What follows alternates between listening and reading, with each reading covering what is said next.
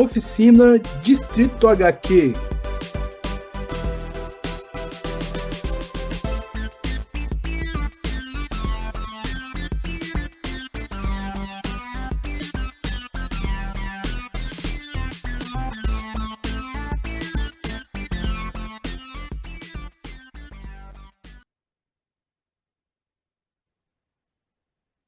Olá, bem-vindos à Oficina Distrito HQ. Meu nome é Lima Neto, sou professor, pesquisador de quadrinhos, quadrinista e ilustrador, e vou levar vocês por um passeio aí pelas teorias básicas de como produzir uma revista em quadrinhos, como produzir uma publicação pequena de quadrinhos, ou seja, como se expressar em quadrinhos. Esse é o objetivo principal da Oficina Distrito HQ. A ideia é mostrar para todos que é possível, sim, mesmo que você não tenha um conhecimento acadêmico sobre desenho, sobre arte, né, de que é possível se expressar por meio das histórias em quadrinhos. Tá? As histórias em quadrinhos elas já têm mais de 100 anos nesse formato que a gente conhece hoje em dia. Né?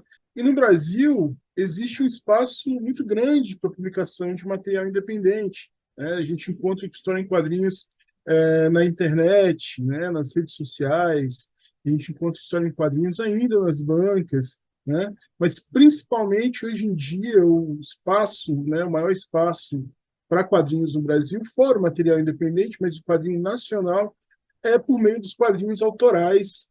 E esses quadrinhos autorais brasileiros eles vão ser a base do que a gente vai mostrar aqui para vocês.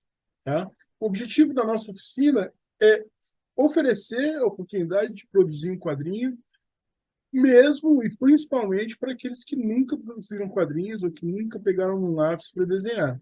Né? Então, é uma mistura de um pouco de introdução ao desenho, né? Ah, a gente vai ver um pouco sobre os elementos básicos da criação do desenho, né? Os elementos básicos da criação artística em geral, né? No papel, tá?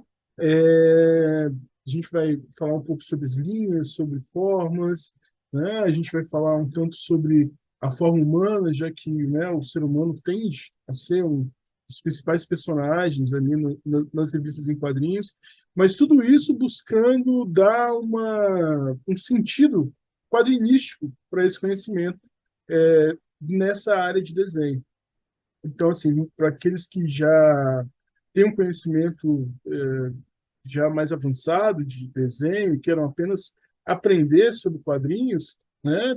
Talvez as próximas aulas, aí, a partir da quarta aula, terceira aula, seja mais interessante. Mas convido a todos a participar, né? Mesmo que já tenham um certo conhecimento, revisar alguns elementos, revisar algumas ideias, que a gente vai estar realmente falando sobre todos esses aspectos, direcionado para a criação de quadrinhos. Né? A gente vai mostrar muito alguns exemplos da produção nacional, de como que o quadrinhos tem se desenvolvido como linguagem, né, e quais são os aspectos principais que são abordados hoje em dia. A oficina Distrito HQ ela não tem como um objetivo ser um curso sobre a produção de quadrinhos no Brasil, mas, né, a gente não pode perder essa oportunidade de mostrar o que o Brasil tem feito, e principalmente o que Brasília tem feito na produção de quadrinhos, e esse vai ser o material que a gente vai trabalhar nos nossos exemplos, principalmente nos exemplos de produção barata, né? Ou seja, produção que você pode imprimir e vender, ou imprimir e distribuir, ou seja, é possível você fazer um material de acessível de quadrinhos, tá?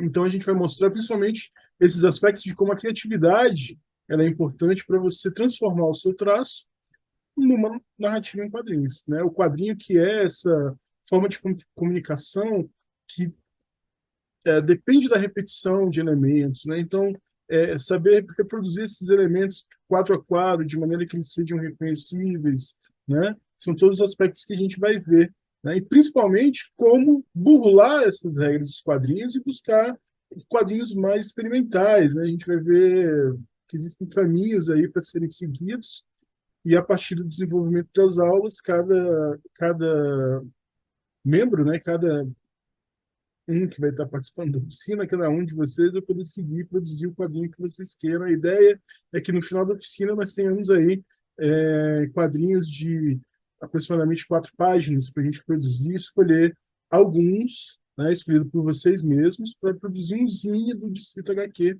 que vai ser produzido, né, em conjunto nessas oficinas. Tá? E como que vão funcionar as oficinas? As oficinas funcionam com videoaulas como essa que vocês estão vendo. Tá? São videoaulas que vão ter aproximadamente 10 a 20 minutos de tempo. Né? A gente vai estar oferecendo exercícios para vocês produzirem. Essas videoaulas vão acontecer toda terça e toda quinta. E aos sábados, pela manhã, de 9 ao meio-dia, a gente vai ter uma live onde todos, né, os inscritos vão conversar comigo, a gente vai trabalhar, eu vou repassar os elementos que a gente apresentou nas aulas da semana e trabalhar juntamente com vocês na produção do quadrinho de vocês. Tá? A oficina de Citra aqui, ela foi construída a partir de uma bibliografia. Tá? Essa bibliografia eu vou apresentar para vocês aqui. São 3 livros importantes. Eu vou mostrar esses quadrinhos para vocês. Para isso, eu preciso desligar aqui o meu fundo de tela. Prontinho, assim vocês podem ver aí como que é o meu estúdio, meu escritório é coberto de desenhos e de alguns autores, mas enfim. Quais são esses livros? Né? A Arte de Quadrinizar, de Ivan Brunetti, né? Filosofia e Prática, né? Um livro que é muito interessante para vocês que querem entender a lógica de fazer quadrinhos, tá? Acima de tudo, pensamento quadrinístico. Desenhando quadrinhos do Scott McCloud, né? Scott McCloud, que é um nome famoso, né? Pelo Entendendo Quadrinhos, né? Esqueci o nome dele em português agora, mas é Desvendando os Quadrinhos, né? Aqui em Desenhando Quadrinhos ele vai falar especificamente sobre os aspectos gráficos da criação do quadrinho, quais são as decisões que a gente precisa tomar graficamente para poder ter clareza nas decisões de quadrinho. É um livro que está pensando um pouco mais com uma produção maior, né? Mas que vai ser aí muito útil para a gente nesse processo. Né? Outro livrinho que vai ser importante para a gente, o Roteiro, uma história de quadrinhos, do Jean Danton, né? Que é um quadrinho, que é um livro. Jean Danton tem alguns livros já publicados sobre roteiro em quadrinhos, a gente vai estar utilizando esse daqui, entre outros. Quando a gente falar sobre roteiro, eu vou apresentar eles direitinho para vocês. O Jean Danton já tem muita experiência como roteirista aqui no Brasil, e é interessante a gente pegar essa perspectiva da produção brasileira, né? Então, a gente vai estar trabalhando aqui com o Jean Danton. E, finalmente, quadrinhos e arte sequencial do Will Eisner, esse clássico, né, que ele não pode ficar de fora, porque até hoje ele sobrevive o teste do tempo com, né, ideias e conceitos assim, interessantes que vêm da produção do trabalho do Will Eisner e que, de certa forma, ditaram uma forma de produzir quadrinhos. E algumas dessas ideias a gente vai colocar em prática aqui na nossa oficina. Tá? Para quem não conhece o meu trabalho também, esse aqui é o meu quadrinho, Lendas Inventadas. Tá? Esse quadrinho aqui ele foi produzido, né, com recurso do Fundo de Apoio à Cultura do Distrito Federal, assim como essa oficina. Então, a gente tem aí esse Secretaria de Cultura trabalhando para essa divulgação do quadrinho nacional.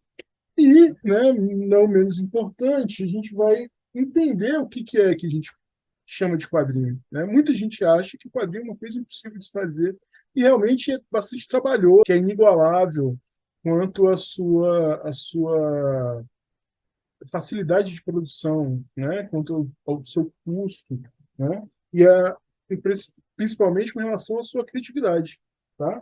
Então, muita gente está acostumada ali a ter a ver alguns quadrinhos aí, quadrinhos importados, quadrinho mangá, quadrinho super-herói, né? O que a gente vai estar trabalhando aqui é com um quadrinho nacional e dando uma certa preferência para a produção de Brasília, né? Brasília tem um celeiro de criação muito grande, muito rico em criatividade, tá? Principalmente com quadrinhos aí que vão tanto ser mais próximos do que a gente considera aí os quadrinhos mais mainstream, né? mas que tem sua própria forma de se apresentar, sua própria linguagem. Esse aqui é o caso, por exemplo, do Lobo Mal, da Dani Bolinho, né, que é um mangá excelente, né, um quadrinho que busca ser um quadrinho japonês, né, tem essa intenção de buscar uma certa linguagem, um certo timing, principalmente de quadrinho japonês, e que é um belíssimo quadrinho, né, mudo, né, um quadrinho sem som, na verdade, um quadrinho sem texto, né?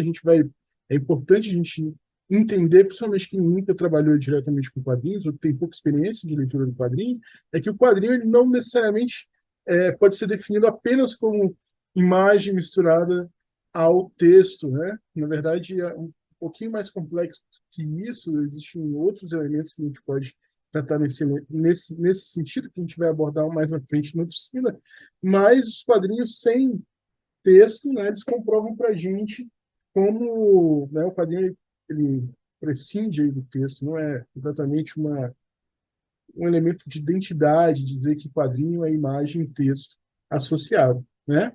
Aqui de Brasília também a gente tem aqui um quadrinho chamado Cada Falso, da Renata Rinaldi, tá? Então, o quadrinho, para vocês observarem como que é essa produção desse quadrinho, ele abre como um pôster aqui, né? Para vocês visualizarem, tá? E o quadrinho está no outro lado do pôster, vai ter sua ordem de leitura junto a partir do momento que você abre, ele vai abrir, tá? Então, esse aqui é um exemplo muito legal da como que o formato do quadrinho ele pode ser acessível, econômico, criativo, tá? O quadrinho também não necessariamente precisa de requadros e balões, né? Aqui dá para a gente dar uma olhada. Esse daqui é um exemplo, é um quadrinho sem nome, né? Da autora Paula de Castro, tá? Que vai trabalhar aí com essa relação aí, um desenho por página, a gente vai ver que tem vários exemplos disso, né? Ah, alguns outros exemplos que a gente vai ter também, quadrinho Billy Soco, do Gabriel Góes, tá? Um quadrinho que saiu pela editora Beleléu, aqui, se vocês verem. Gabriel Góes, que é um autor de Brasília, ele já no quadrinho proeminente aí no quadrinho nacional. E mais nós temos aqui para mostrar para vocês. Enfim, além desse quadrinho que é mais direto, quadro e requadro, a gente tem alguns. O quadrinho ele não se limita, né, a trabalhar com essa forma que a gente já conhece do requadro, da página, da grade que divide a página. Tá? Um bom exemplo disso é esse quadrinho que chama Novo, né? Um quadrinho que foi editado em Brasília pelo pessoal da revista Samba, né? Uma revista que teve aí a sua produção aí em 2015, 2014, e que trabalhava bastante em buscar expandir, né, os limites da linguagem do quadrinho, e o Novo trabalha especificamente com isso, né? Ele vai trabalhar assim com buscar os limites do quadrinho, né? O que pode ser expresso na página, né? Se tornando ainda mais radical, tá? Mas isso é importante para vocês verem que aqui novamente o trabalho do Gabriel Góes, para vocês verem como o quadrinho está aberto ainda à exploração, né? Ele não se esgotou. Até a gente chegar em quadrinhos como esse daqui, que são foto, quase fotonovela. Esse aqui não chega a ser uma fotonovela, porque é um quadrinho de recorte, né? Depois eu vou colocar aqui no link os autores dessas histórias aqui. Um exemplo legal, quando falo de fotografia, é o Isabel Comics, né, da Pitomba, que é um trabalho aí do Bruno Azevedo, de São Luís, que trabalhou com fotografias, né, da filha para fazer essa fotonovela, mas, né, que o Bruno Azevedo é um cara que tem um conhecimento bastante sobre quadrinhos, né? Ele vai trabalhar muito com a linguagem mesmo do quadrinho, diferenciando o Isabel Comics da fotonovela comum, tá?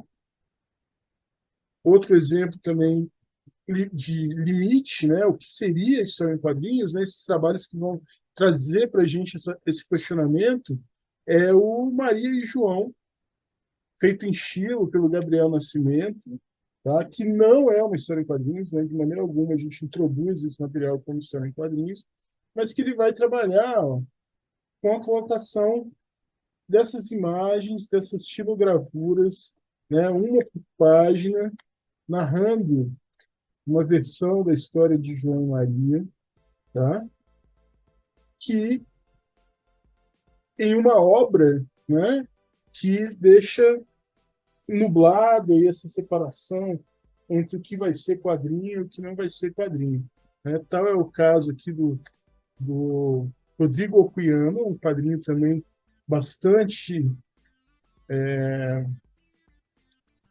particular, é um quadrinho que ele é serigrafado, né? Assim como o quadrinho da Renata, ele tem uma dobragem, tá? Que ele funciona aqui. E aí, a mãozinha, tá? É um quadrinho serigrafado, é uma peça, ah, um objeto de arte assim, muito bonito e que vai trabalhar aí, né, esse aspecto desse limite do quadrinho, tá? Então é isso que a gente vai ver na nossa oficina, pessoal. Muitos exemplos bacanas. Espero que seja uma inspiração para todos aqueles que participarem da oficina. E a partir da próxima aula, né, a partir do próximo vídeo, a gente vai estar explorando aí o início do desenho, né? A gente vai estar explorando esses elementos básicos do desenho. São aulas direcionadas para quem nunca trabalhou com arte, quem nunca pegou um lápis para desenhar. Faz parte do objetivo dessa oficina poder levar essa possibilidade para essas pessoas, né? Mostrar que é sim possível. Mas, né, convido todos, mesmo que não assistam os vídeos, que participem da live, né? Muito obrigado por vocês participarem dessa oficina e nos vemos no próximo vídeo.